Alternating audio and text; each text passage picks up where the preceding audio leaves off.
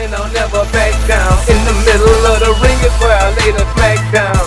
Against all odds, I will always prevail. So when you step to me, it's like hell in a cell. Alright guys, Delzinski here, and I'm joined by Weeds. Welcome to another We Talk. It's been a little bit longer than usual, and there is quite a lot to talk about. Weeds, do you want to say hello to everybody? Yeah, I'm good. You well, mate? Yeah, I'm good, thank you very much. It's been a pretty jam-packed week in the WWE and the world of wrestling, I must say. It has, hasn't it? Been a lot going on, so much so that we've actually had to go off and find our smile somewhere, haven't we? We had a little longer extended break than we planned to have. Yep, but we are back now, and topics today, we're looking at the final segment of Raw and a bit of a Raw recap with the Game, Triple H and Daniel Bryan. We're going to have a look at Sheamus, and has there been a slight change to his character since his return, and do we like him coming back and having a more aggressive attitude in the WWE? We're going to look at as well a very controversial topic, Hogan and Warrior at the Hall of Fame and Wrestlemania 30. Can these two coexist?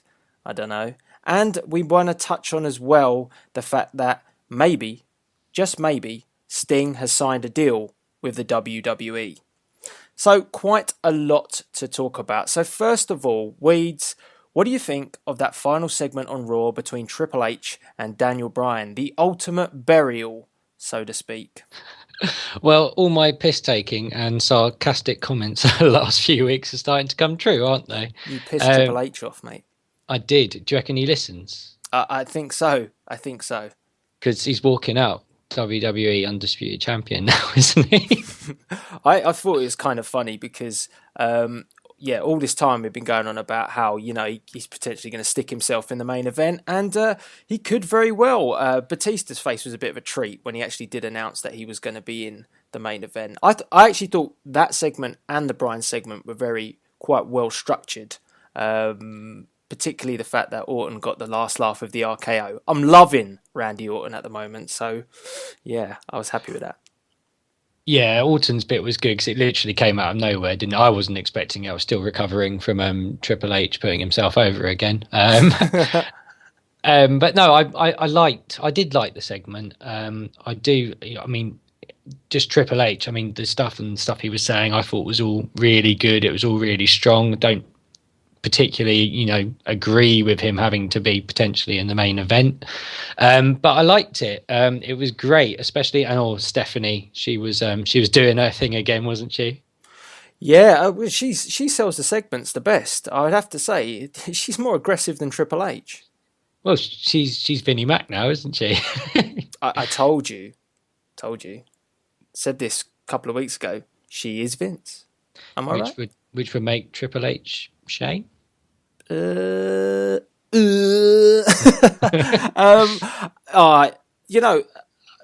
said you liked the segment. I quite liked it, but I also found it a little bit demoralising for Daniel Bryan. To me, it's like now it's pretty obvious that Daniel Bryan has to win and get in the main event at WrestleMania 30. It has to happen because... Or does it? Well, it does to me. Now, the other thing I don't think this will happen.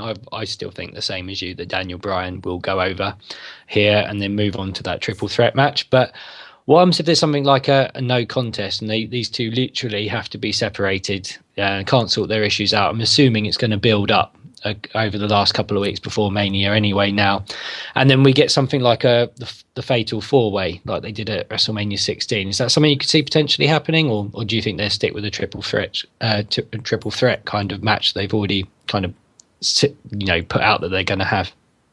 If I had a choice, I'd rather them stick with the triple threat, and even if Triple H won, I'd rather them go that route, and because the heat that it would generate if Triple H does go in the main event and wins the world title.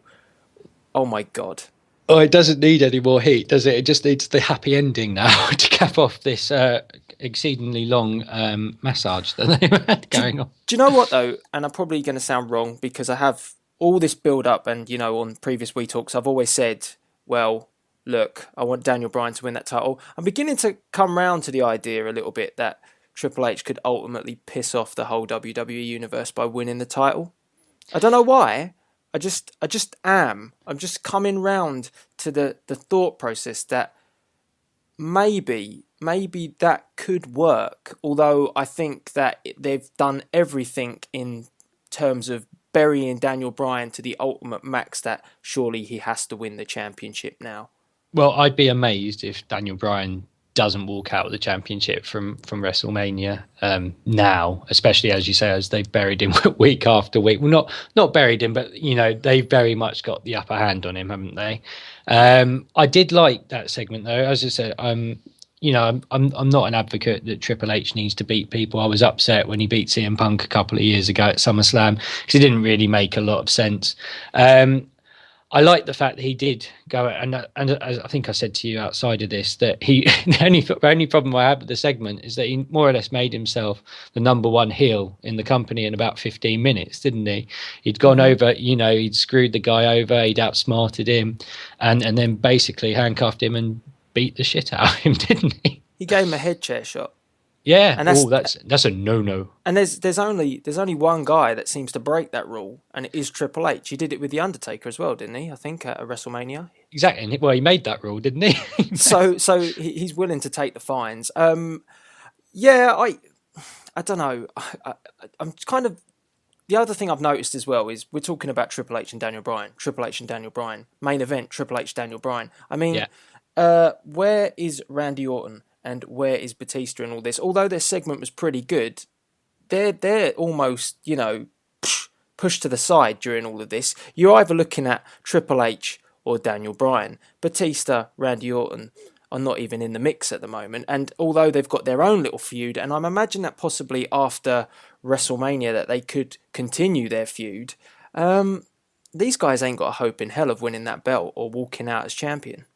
Yeah, well, I completely agree. And again, it was like 16 in so much that you knew The Rock and Triple H were in that match. Can you name the other two? No, not at the moment. Mick Foley and the Big Show, and it's the same kind of principle, and that's why I maybe think they might go for that fatal four-way match, in the sense that but Batista and Randy Orton, like you say, are a bit of an afterthought at the moment, aren't they? I don't really have so much of a problem with Batista being an afterthought, because literally he's only just come back, and I'd like to see him, stay in the company for a few more years, work his way back up, not just be handed a title shot after 1 week or 6 days. But Randy Orton, he should be coming out of this a lot better. And I think if they're not going to change the belt, that's why I expect it to, still be with Randy Orton by the end of Mania. But as I said, at this point, if it's not with Daniel Bryan by the end of WrestleMania, I'd be amazed. Let me stick two scenarios to you, but which maybe should close this topic. Okay, I'm going to put these two to you. So WrestleMania 30, right? Mm-hmm. Okay, let's say they do have this as a fatal four-way, and Triple H is in it. And what would happen if the Ultimate Burial continues, and the fact is that Randy Orton and Batista, align themselves with Triple H. Triple H, pretty much a handing over of the title from Randy Orton to Triple H as they bury Daniel Bryan, and almost as such, Evolution is reformed. That's scenario one. What do you think of that one? Well, I was going to say you might as well bring out Ric Flair as well. Start wooing. Because that is Evolution, isn't it? And you might as well take us back a decade ago and press reset. So please, I liked Evolution, but let's not do that again. So that's not best for business? That is not best for business. Daniel Bryan is best for business. Okay. Scenario two? Scenario two. Okay, so Daniel Bryan, well, actually, it can go either way. Daniel Bryan or Triple H win the WWE World Heavyweight Championship. And at the end of the match, we hear CM Punk's music hit, and he comes out. If it's in the case of Triple H, he obviously beats the living crap out of him. If it's in the case of Daniel Bryan, he goes to shake his hand and then decides to beat the living crap out of him, subsequently starting a feud long term with either one of these guys, and then proving that this was all a work just to get Punk off TV to bring him back in a big name spot at WrestleMania? Well, if they did the second option with Bryan, well, either option, I'm going to be completely honest, I would be astounded if that happened. You can't screw Daniel Bryan out of the belt again, can you, for a third or fourth time now? And the Triple H one makes a lot more sense. The only reason I can't see it happening is if he's not wanting to have the match at WrestleMania with him, which is we don't know that's the reason, but that seems to be what a lot of people are saying. It would be, I'd be amazed if either one of those happens. To be completely honest with you, what would be quite interesting for me is how do you see this kind of the title picture going after Mania, depending on who wins? Where do you see the feuds being? Well, if Bryan picks up the belt, I would not be surprised that his feud goes on with Triple H. I'd kind of like if Punk does come back and feuds with Bryan, because that's almost like the feud that everyone wanted in the first place. But it does sound like, Triple H is pretty much hacked off with the fact that Punk didn't want to face him. So that is almost, I know I put the scenario out, but it's sounding less and less likely. So, we can play devil's advocate, can't we? it's got to be a major heel. I think you've got your three major heels: Triple H, Randy Orton, Batista. Unless Batista is going to pick up with Triple H because he's absolutely peed off about all this, rule changing since he won the Royal Rumble. I don't know. I think it's going to be, these guys in that mix still, unless they want to push Bray Wyatt back in there. I think he might be with Cena for enough, because what you seem to get quite a lot is you get the same sort of matches, don't you, on that Extreme Rules card. For whatever happened at Mania seems to happen about a month or so later at Extreme Rules. So I would imagine it will probably involve all three of them. Long term, I probably think you might even get a Bryan Batista kind of feud, because obviously that hasn't really been it hasn't been seen before. We got once on Raw for about 10 minutes, didn't we? But it's not particularly a feud I want to see, but I kind of see that where it might be going, and then Orton, finally taking exception to Triple H sticking his nose in the entirety of his title reign. You haven't really seen a whole feud build between Bryan or Orton or Batista, for that matter. I mean, it hasn't felt like it. I know we've seen the matches between Bryan and Orton, and Orton's losing streak and whatnot. But yeah, it doesn't feel like there's been much of a build at all for that. It's almost like we cocked up the Royal Rumble, so let's rectify it. You've had Bryan and Orton a bit, didn't you, last year? I mean, I think they must have been on about 4 or 5 pay-per-views together. But I think the difference is that it never really meant anything. There was never a title really, the title was involved in the latter part of the year. But up until then, it was always, Bryan's got this one, Orton's got this one. It just seemed to yo-yo. So I still think there's a lot of running in that feud, because as two wrestlers, they're great to watch their matches. Anything too much is going to bore you eventually, but they're quite good to watch when they're together. But yeah, it'll be interesting, won't it? Because that's what you get. You're getting quite a few good guys back up at the top, aren't you? Which I suppose brings us nicely on to Sheamus, doesn't it? Yeah, well, if there was a guy that could get in the world title picture, although he's not a heel, I might say that he works better as a heel. But Sheamus. The reason why I wanted to talk about Sheamus is because he has got, since he's come back, he's sort of changed quite a lot, I feel. And I've never liked Sheamus since he We turned weren't face. fans, were we? We weren't fans. Well, he just, the gimmick's shit, isn't it? I mean, he looks like a pasty leprechaun.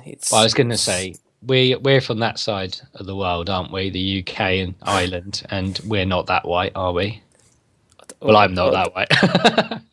What are you trying to say? I don't know. You might be pasty. I don't know. You seem to like Buff Bagwell. Well, you seem to like Buff Bagwell quite a lot, so I'm assuming you stick with that spray on tan most of the time. Don't let my secrets out, please. But it is different since he's come back, isn't it? I mean, the gimmick pretty much the same, isn't it? It's still, top of the morning, fella. How are you? Fella. But the attitude's different, isn't it? Yeah, and he was aggressive before, wasn't he? Yeah, but they never really emphasised it massively. Only when he was a heel, he was like really kicking ass, taking names. But then he's taking some shots now, though, isn't he? Oh, his back was a right mess. Was it after a match with Christian? Was it one of the matches? Well, we've had 100 matches with Christian. So you said to me, about 6-7 weeks ago, you got to watch Sheamus versus Christian on Raw. I'd be like, oh, for God's sake, I'll go and get a beer during the break or something like that. Now, it's one of the best things I like watching on Raw at the moment is these two just beat the living shit out of each other every week. They're great matches to watch. It's good, and I like what they're doing with it, but I don't really think we want to see another Sheamus Christian match at WrestleMania, do we? Because we've seen it; it's been done to death.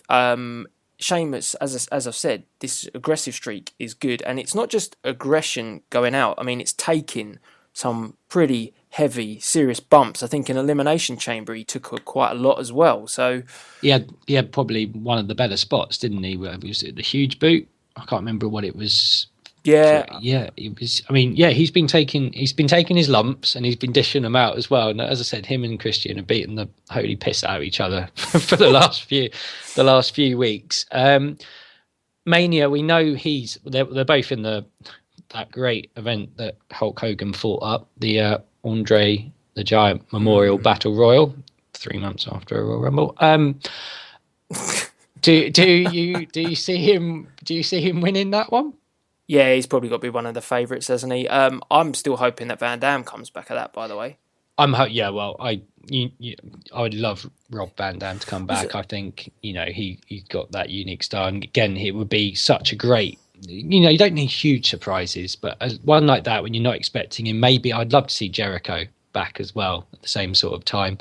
And yeah, I mean, it's quite a decent, we take the mick out a bit of the Battle Royal a little bit after Royal Rumble, but there's going to be some quite big names in there, really, isn't there? I'm not taking the mick out of it. I am. You get a trophy at the end of it. Everyone loves a trophy. Well, yeah, I was going to say you get a trophy. There's a tradition, isn't there, with trophies in WWE, WWF? I'm joking. Well, no. But what happens with the trophy when you get given the trophy?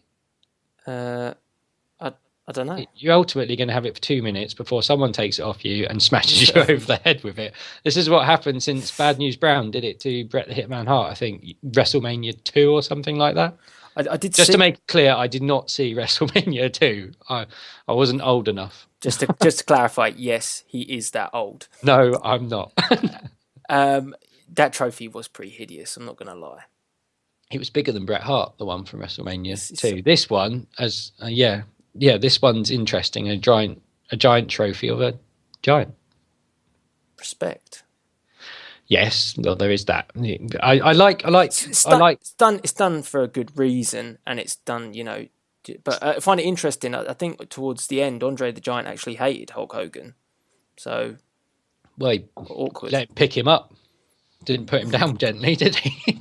I mean, that kind of leads us on to our next topic, which is, well, I can't really say that the Warrior likes Hulk Hogan in any shape or form, or likes anyone that knows Hulk Hogan. From recent promos that you will probably find on YouTube if you search Warrior Hogan. Wasn't one of the best ones about Hulk Hogan when he said he's going to take all the Hulkamaniacs, he was going to shoot down their plane? Was that one? That's the best one. Yeah, well, down the plane, Hulk Hogan. It was you, Hulk Hogan.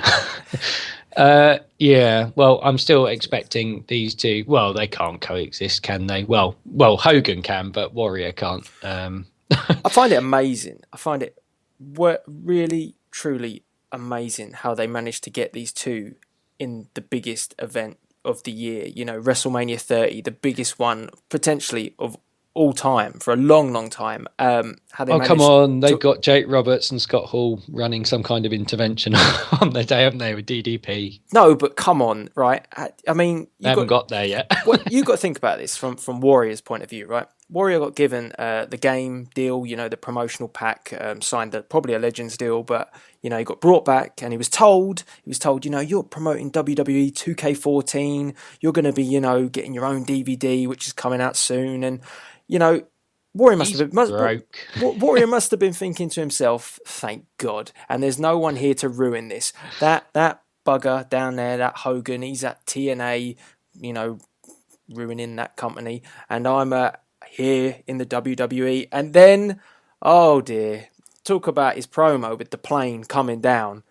Well, Warriors one came down, and oh my goodness, with a big fat thud, as Hogan now makes his way to the WWE. Well, there's a lot of people that are expecting him to just turn up at the Hall of Fame, a bit like Bret Hart did a few years ago, and then not turn up to Mania. I don't really think he's in the same position to be able to do that, is he? I mean, Bret Hart had very legitimate reasons for not wanting to be any part of a wrestling show at that point, even though he did wrestle 1 year later. But yeah, I mean, Warrior at the end of it, I think he's getting paid for a reason. I don't know if he is broke, but he's taken that deal when he didn't need to necessarily. He spent quite a long time out of the spotlight. Obviously, he's one of the ones who's had a more unflattering version. What was it? The self-destruction of the Ultimate Warrior, basically, a 3-hour piss take of his career. That alone, I'm surprised he took this induction, because that DVD was them like almost saying he's nuts. Well, wasn't it? Well, yeah, it went through every WWE superstar they had at the time, even though some of them said they were fans, like Edge. They all did their best Warrior impression. And yeah, it wasn't a very flattering review of him in any way, shape or form. It absolutely said that he was the most selfish guy basically going out there, and he basically didn't have no one who had to put him over, like your DBRCs, your Rick Rude, had a nice word to say about the guy, did they? No, and I'd like to point out, I just watched recently Triple H, I think it's called Kingdom Come, or King of Kings DVD, and it's pretty funny, because there ain't one single mention of where Triple H got buried at WrestleMania by the Warrior. WrestleMania 12. And he sold the pedigree. I mean, Triple H has erased that from his memory. A bit like Kane has erased Isaac Yankem. It's just a no-go. So, I mean, then I think to myself as well there, I mean, what does Triple H really think about the Warriors? It's weird. It's weird that I'm surprised that he's coming back. Interesting fact is that Hogan's actually said that he would be willing to shake hands with the Warrior, and I think could be all talk. You know what Hogan's like. He sort of panders to the cameras a lot, but he can always see through that. If there's money to make, he can put anything aside, can't he? Yeah, but I can't believe he could put aside some of the things that the Warrior said about him, his family. He might just think the guy's nuts.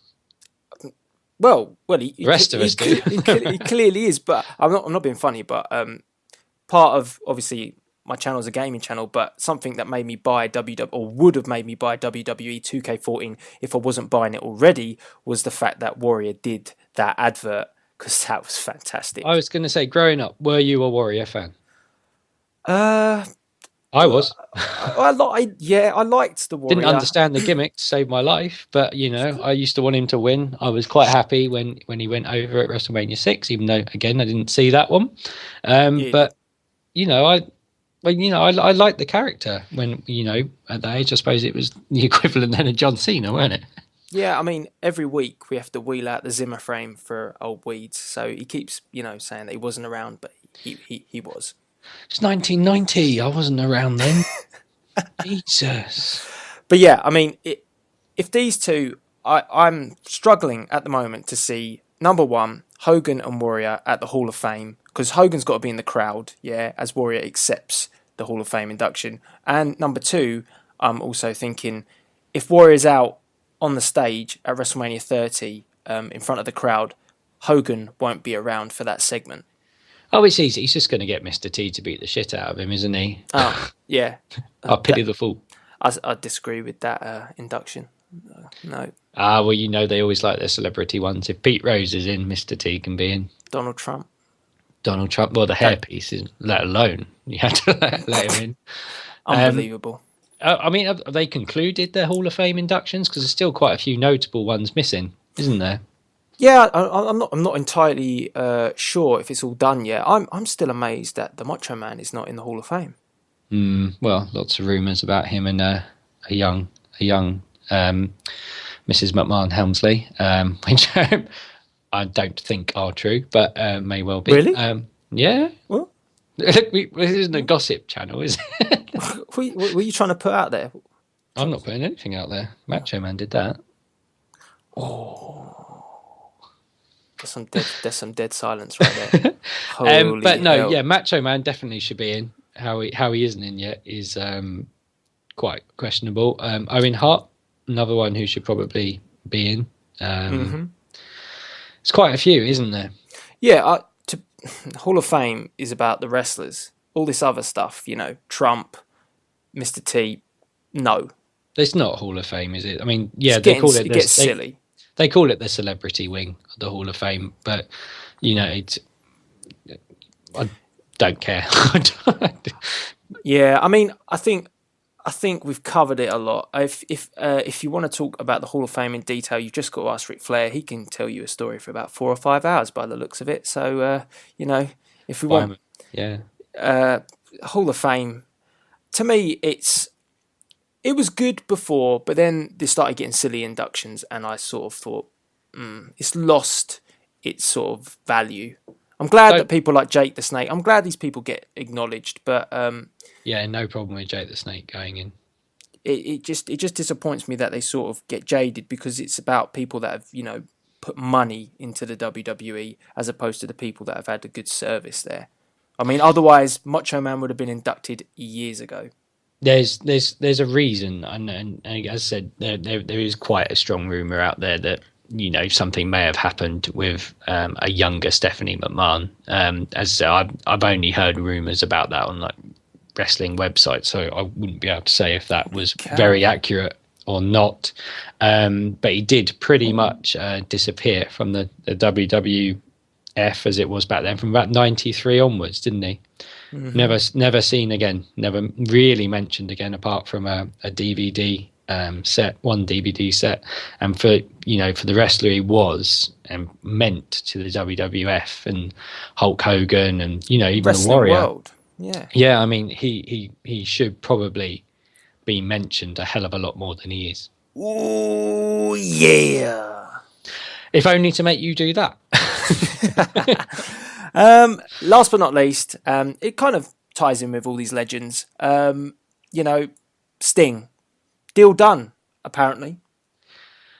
Bit little too late, isn't it? Yeah, well, I'm kind of surprised. A lot of rumours coming out that there is a deal now done. Sting was actually over here in the UK just a little while ago. Might actually still be over here now. Maybe not. But he worked, or he was at like a bit of a question and answer session. And he was asked a few questions about whether or not, he still watches TNA. Does he watch WWE? And he categorically said that he only watches one product now, and that is WWE. And that is for one reason, because that is where he sees himself being. You can't find a TV channel with TNA on either. Oi. Oh, I like TNA. I like TNA. I'm just joking. But I mean, yeah. There's talk that he maybe already has signed some deal behind the scenes. He says that there's only one match left for him, which is the obvious one, Taker. Wrestlemania, I think 31 is in California, hometown state. So Well, I mean, it would be interesting. Like I think we said before, it should have happened already, shouldn't it? Really. Yeah, it's a bit past it now. Neither of them are in their prime. Although I must say that this is pointing out on Triple H as well. But Triple H, Taker, both in pretty good shape this time round. Yeah, definitely. But like we say, it should have happened already. I mean, they're both over 50 now. Taker and Sting. Yeah. They must be. I mean, if they were going to do something like this, maybe at 31, how do you see it going? Well, we talked about this before we came on, and I'm also going to say as well, because a lot of people say Sting's completely lost it. He can't do anything. He can't even do the Scorpion Deathlock. I'd say give Sting a year off, and a year to get himself in shape, just like Taker does, and I reckon you'd get a much better Sting.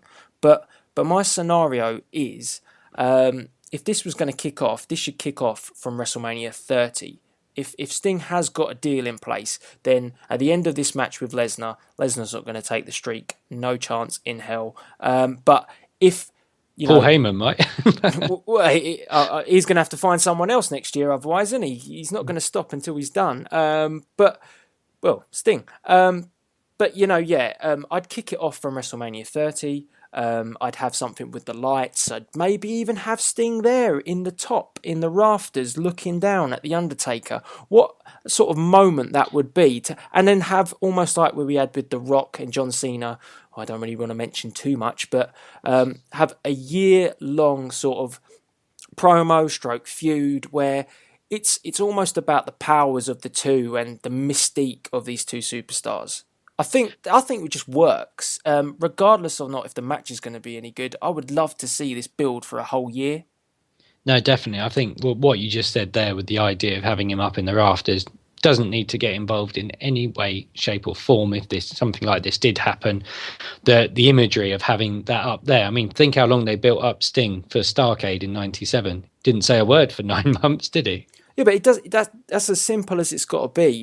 It with the Crow, the style, Sting could do that for a year, get himself in shape. Taker's got the same sort of style. If Sting does decide to rock up on a Raw, he doesn't say anything, but then he's interrupted by Taker, who also doesn't have to say anything. It's just the mysteriousness of the whole thing. I just want to see that. And I don't know why. I just do. I don't care about if the match fails. And I think it wouldn't fail. It wouldn't fail. As much as we have said before that they're old, these guys, that they didn't just turn up and, have someone whisper moves in their ear. These two can quite happily lead a match. They could lead anyone round the ring, make them look, as good or as bad as they want them to. So no, it wouldn't be an awful match. I think it'd be quite a good match. In California as well, Sting's hometown. I mean, it's the perfect scenario, is it not? I think so. Would you let him win? No. That's the only bit, isn't it? It's if Sting comes back for one match and he loses. I don't know. Yes, to be honest with you, Sting's not needed for anything else. He doesn't need to put anyone over in the WWE. He's the only guy he needs to be involved with is that kind of that mystique angle with the Undertaker, isn't it? Literally, that's all you need Sting for. You don't need him to put over an Ethan Carter or anyone like that. It does itself. Let's put it this way. I'd rather see Sting versus The Undertaker at WrestleMania 31 than see John Cena versus The Undertaker at WrestleMania 31. Holy crap, I do not want to see that. The only reason I would want to potentially see that at a future Mania, and I think you'll get that at 32. Is that the one in Cowboy Stadium? Yeah, I think so, yeah. The only reason I'd like to see John Cena is because you always know, and as I said... Because you like him. I do like Cena.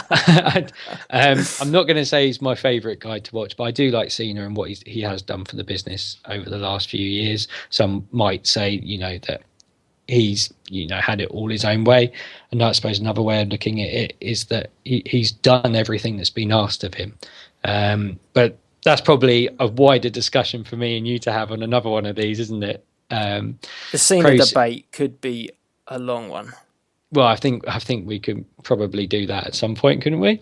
But yeah, definitely. I mean, the only thing you'd get with a Cena match is I don't think there would be that very big possibility that Cena could be that guy that WWE choose to take that streak. Now, ultimately, they shouldn't let him do it. Oh my God! But he could. Do you know what I mean? There's that possibility that he might be saying, "I want that." Well, I'm taking my ball and going home. Not that he's ever done that. I add in 15 years. That's one of my arguments. Well, you know what you can do, John Cena. If you do want that, you can fuck off. And on that note, you're so easy to reel in. There's no way Cena takes the streak. Cena takes the streak. It's like ECW all over again. We riot. No, he's better technical wrestler than Bret Hart. Oh my God. this was going so well this week. I know. Oh my goodness! I mean, yeah. Well, what do we know about wrestling? You know, I think John Cena's the best thing going, and you're the biggest Buff Bagwell fan out there. Nothing wrong with Buff Bagwell. How many more times have I got to tell you? Sponsors the show. There we go. Oh, just an update on Buff Bagwell. He still hasn't had his first date yet. So, ladies, if you're out there. Has he lowered the price yet? Or? No. If you want, check the prices. It won't be in the description box below. But he doesn't pay for that. Go check out a previous episode. No, he doesn't pay that much. So, he just gets a mention here or there. But he does sponsor the show, so don't forget that. Thanks, Buff. Yeah. Thanks for making all this possible. Makes our dreams come true. Oh my God. Oh dear. Anyway, I mean, I think we've covered a lot of topics. It's quite exciting. Looking forward to Raw tomorrow night. There's going to be a lot going on. We still haven't really got a full match card for WrestleMania. We're nearly there, aren't we? We're probably a tag team match and a Divas match away from it being complete. Maybe one other. Yeah, the Battle Royal's taken up a lot of it. I would imagine. Yeah, and we're going to get something with the Shield, aren't we? And and Kane, but that will be quite interesting. I think that's got a lot to develop still, hasn't it? In the next couple of Raws and SmackDown, because they seem to be on that quite a lot at the moment. Yeah, well, they've got to get their arse moving because not long to go now, and I'm very excited. WrestleMania 30, so it's going to be a good one. We'll be ramping up our coverage of it, won't we? Yeah, most definitely. Make sure, guys, you follow me on Twitter at Delzinski. Obviously, WrestleMania 30 fast approaching, so it will be live tweeting and obviously keeping you guys updated on the build up to WrestleMania 30 through my Twitter account, so to speak. Weeds, do you want to, cheap plug your stuff? Yeah, I'll be doing pretty much the same. Probably having quite a few debates about John Cena with Mr. Delzinski. Especially in the lead up to WrestleMania. So if you want to follow me on Twitter, you can find me on Weeds World, and also check out my YouTube channel as well. We'll be covering a lot more on there as well in the lead up to WrestleMania 30. Yep, make sure you do go check out Weeds on Twitter and go check his YouTube channel out and hit that subscribe button. So, I mean, all that's left to be said, I know what I'm doing right now. I'm off to go watch some Scott Steiner promos. Well, you holler if you hear me, and I'll see you next time. Okay, no problem. Until next We Talk, Delzinski's your hookup. Holler if you hear me. See you later.